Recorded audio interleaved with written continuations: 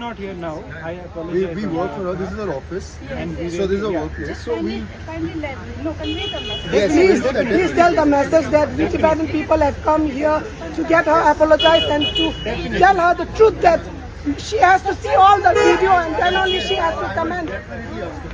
She is hurting so many sentiments of our Tibetan followers and Buddhists.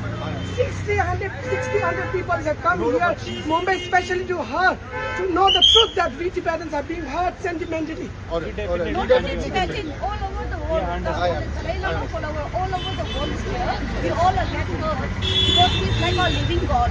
And you know, See, we respect her, but by seeing her that clip commenting on our His Holiness, from that on out, she is totally banned in our Tibetan community. It shouldn't We are be. very sorry.